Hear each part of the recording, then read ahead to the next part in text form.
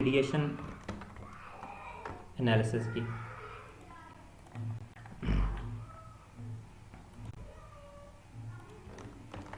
जो मैं कॉपी कर देता हूँ और मैं नई फाइल के अंदर यहाँ पे ले जाता हूँ, यहाँ पे आपको एक्सप्लेन करूँगा। अच्छा जी, यहाँ पे जो मीडिएशन एनालिसिस किया गया है वो किया हुआ है एंड्रयू हाइस प्रोसेस के थ्रू। अच्छा,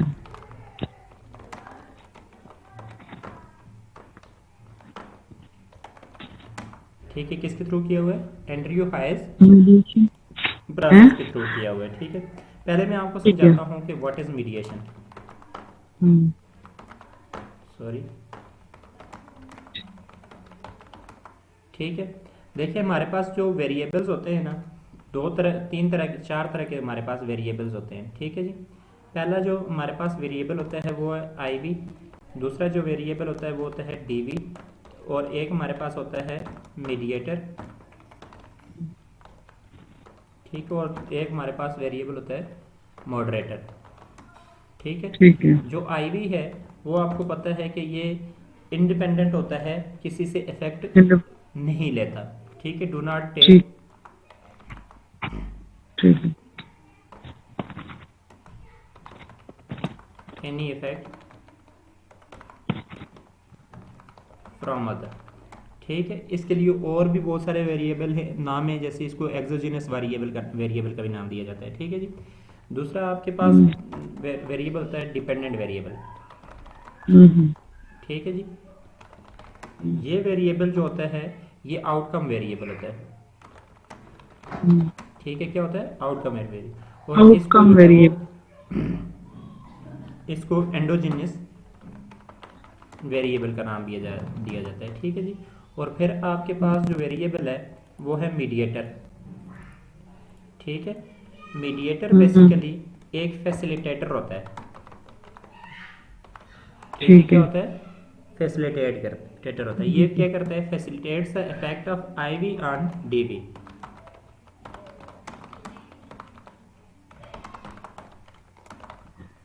ठीक है, इसका सिंपल काम क्या है कि फैसिलिटेट करता है इम्पैक्ट ऑफ IV को ऑन DV। ठीक है जी, और इसी तरह से जो आपके पास मॉडरेटर होता है ये बेसिकली इफेक्टर होता है। ठीक है, क्या होता है? इफेक्टर होता है। ये वेक्टर। इफेक्ट करता है, affects the relationship of IV and DV का जो IV और DV का जो रिलेशनशिप होता है उसको क्या कर देता है? ये इफेक्ट करता है। ये टू वे में इफेक्ट कर सकता है, आइदर इन पॉजिटिव वे या फिर क्या है जी, नेगेटिव वे। ठीक है, या तो ये पॉजिटिवली इफेक्ट करेगा या नेगेटिवली इफेक्ट करेगा, या इफेक्ट करेगा इफेक्ट्स ऑन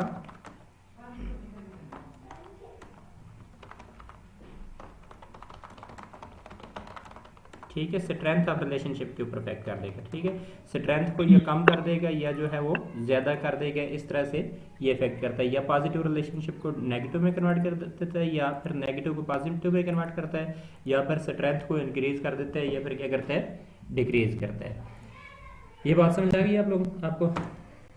जी जी। अच्छा जी, अब हम देखते हैं कि मीडिएशन होती किस तरह से है। मैं यहाँ से आपका वेरिएबल्स वाली है कि इस वेरिएबल्स को हमने इस स्केल से आपने जो लिखा है उस रिकॉर्डिंग से फिर मैंने एक मिनट में करता हूँ। सब कुछ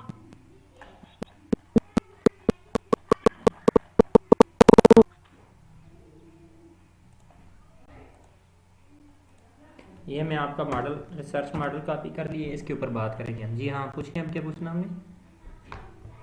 इसमें ये हाँ मैं पूछ रही थी कि एंड्रयू हाइस प्रोसेस के जरिए हम इसको वेरिएबल्स को वो करेंगे, एनालिसिस करते हैं। मीडिएशन एनालिसिस और मॉडरेशन एनालिसिस जो है ना, हमने एंड्रयू हाइस प्रोसेस के थ्रू किया हुआ है। ठीक है, मीडिएशन और एनालिसिस जो मैंने हमारा हुआ है वो मीडिएशन एनालिसिस और मॉडरेशन एनालिसिस जो है वो एंड्रयू हाइस के जरिए हुआ है।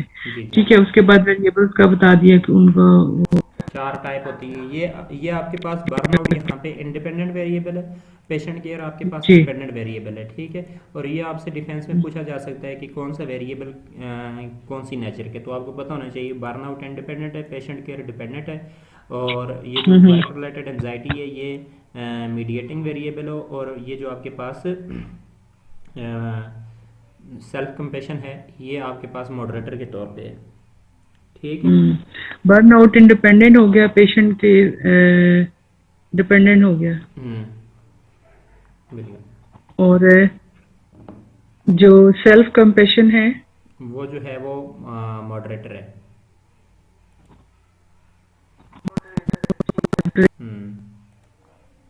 ठीक हो गया। और वर्क रिलेटेड एंजाइटी वो मीडिएटर है ना, ठीक हो गया। एक मिनट, वो मीडिएटर है। मैं लिख देता हूँ यहाँ पे एरोज आपके आपके मॉडल। मीडिएटर। अच्छा, इसमें जो एरोज हैं, अब बर्नआउट डायरेक्टली पेशेंट केयर को, पेशेंट केयर जो है उसको बर्नआउट भी अफेक्ट कर रहा है, वर्क रिलेटेड एंजाइटी भी कर रही है, और क्या कहते हैं इसको, मीडिएटिंग रोल है। अभी इसमें मैं आपको एक्सप्लेन करता हूँ। इसमें बेसिकली जी, अब होता आप क्या है कि जो ये हाइपोथेसिस नंबर 1 है ना, ये जो H1 लिखा हुआ है ये हाइपोथेसिस नंबर 1 को शो करता है, ठीक है जी, ठीक है। ये हाइपोथेसिस नंबर 1 जो था हमारा, वो क्या कह रहा है कि burnout is significantly positively impacting the patient care.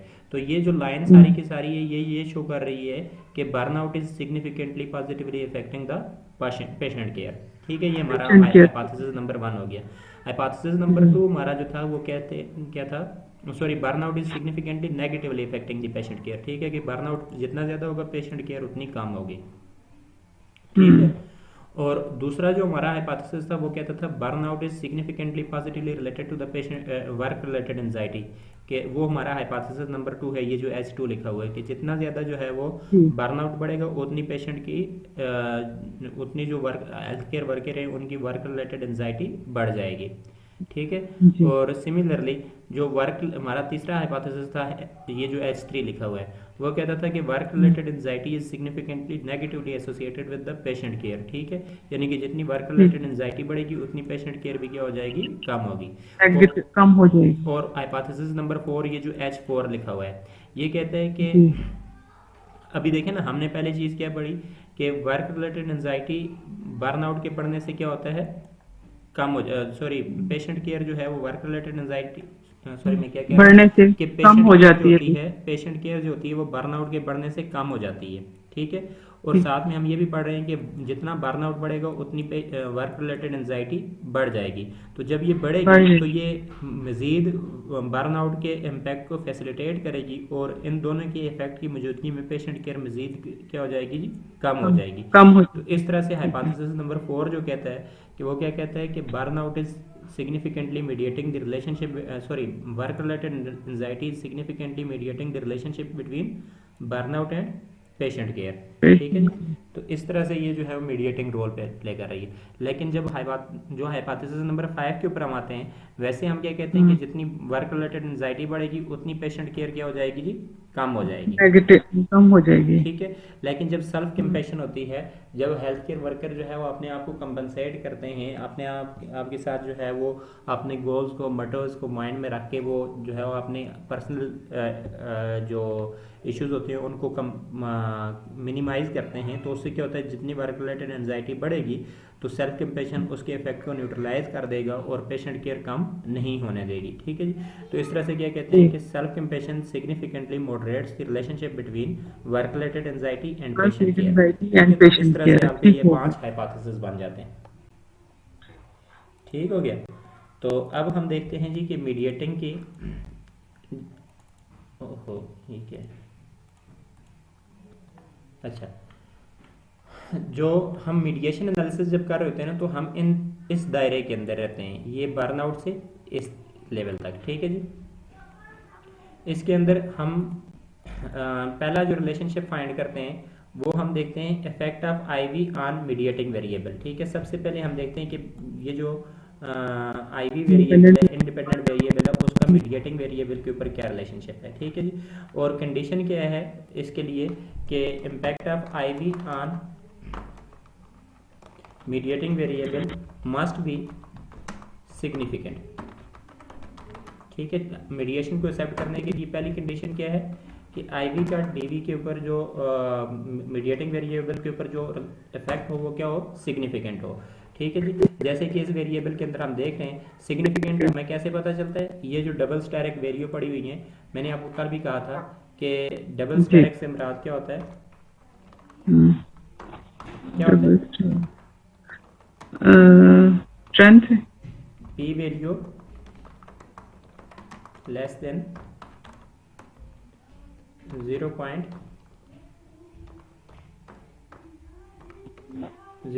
ठीक है जी, अगर सिंगल स्टैरिक होगा तो पी वैल्यू लेस देन होगी 0.05, डबल स्टैरिक होगा तो पी वैल्यू लेस देन 0.01। दोनों वैल्यूज के ऊपर जो है रिलेशनशिप क्या हो जाएगा, सिग्निफिकेंट होगा। दूसरा जो वेरिएबल होता है, दूसरा जो फैक्टर होता है, हम देखते हैं मीडिएटिंग वेरिएबल का डिपेंडेंट वेरिएबल के ऊपर, ये और इस चीज़ का। ठीक है जी, तो दूसरी जो कंडीशन होती है कि impact of mediating variable on dependent variable must be significant। significant से मुराद वही है कि p वैल्यू क्या हो जी, less than 0.05, at least less than 0.05 होना चाहिए। तो यहाँ पे हम देखते हैं कि ये जो हमारे पास रिलेशनशिप है, ये mediating variable work related anxiety जो है वो डिपेंडेंट वेरिएबल पेशेंट केयर के ऊपर नेगेटिवली इम्पैक्ट कर रही है, लेकिन पी वैल्यू उसकी क्या है जी, वो लेस देन 0.01 है, लेस है, वो सिग्निफिकेंट है। ठीक है जी, और तीसरी जो कंडीशन है कि तीसरी कंडीशन होती है कि effect of direct effect of IV on the DV should be significant.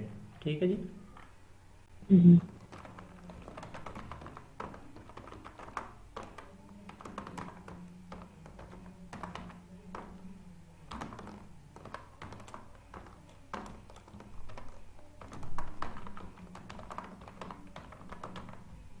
ठीक है।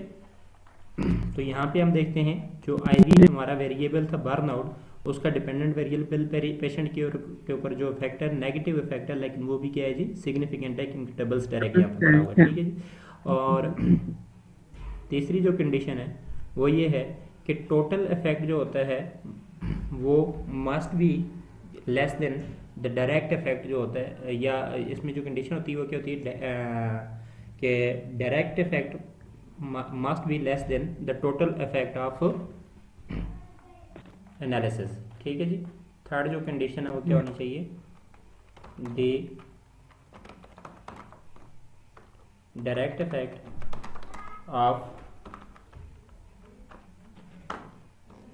IV on DV must be less than total effect।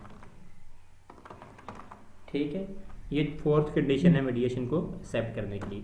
अब मैं आपको बताता हूँ कि इनडायरेक्ट इफेक्ट क्या होता है या टोटल इफेक्ट क्या होता है। टोटल इफेक्ट जो होता है ना, वो ओवरऑल इफेक्ट होता है कि आईवी का डीवी के ऊपर मिला के और मीडिएटिंग का जो फैसिलिटेशन होता है उसको मिला के जो इम्पैक्ट आता है वो हमारे पास होता है जी आईवी। ये जो है वो क्या होना चाहिए, लेस देन होना चाहिए टोटल जो डायरेक्ट इफेक्ट है उससे। ठीक है, एक मिनट, इसमें ये फिलोसॉफी। अच्छा जी, अब देखें कि यहाँ पे आपके पास ये देख सकती हैं आप कि पहली जो सारी की सारी कंडीशन है कि आईवी डीवी के ऊपर सिग्निफिकेंट, आईवी का मीडिएटिंग के ऊपर सिग्निफिकेंट इफेक्ट होना चाहिए, वो भी फुलफिल है। दूसरा जो है effect of mediating variable on dependent variable, वो भी कम्प्लीटली फिल्ड है। डायरेक्ट इफेक्ट भी सिग्निफिकेंट है। और देखें कि जो direct effect of IV on DV है वो 0.1809 है, जबकि टोटल इफेक्ट जो है वो 0.886 है। ठीक है, जो टोटल इफेक्ट है वो ज़्यादा है, जो आपके पास डायरेक्ट इफेक्ट है वो कम है, तो इसका मतलब चारों की चारों कंडीशन जो है वो कंप्लीट है। लिहाजा ये शो होता है कि under the mediation of work related anxiety या वर्क रिलेटेड एंजाइटी जो है वो सिग्निफिकेंटली मीडिएट कर रही है रिलेशनशिप बिटवीन बर्नआउट और पेशेंट केयर को। ठीक है जी, दैट्स इट। ये चीज़ आपको समझ आ गई? हाँ जी। अब रहता है आपके पास मॉडरेशन एनालिसिस, और मॉडरेशन एनालिसिस थोड़ी देर बाद मैं आपको करवा दूंगा। अच्छा, ठीक है, अब 4:45 हो रहे। हाँ वो मगरिब के बाद कर लेते। ठीक है। ठीक हो गया, ठीक है जी।